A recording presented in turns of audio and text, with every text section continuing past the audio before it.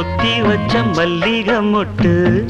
பூத்துருச்சு வெக்கத்தை விட்டு பேசி பேசி ராசியானதே மாமன் பேர சொல்லி சொல்லி ஆளானதே ரொம்ப நாளானதே பொத்தி வச்ச மல்லிகை மொட்டு பூத்திருச்சு வெக்கத்தை விட்டு பொத்தி வச்ச மல்லிகை மொட்டு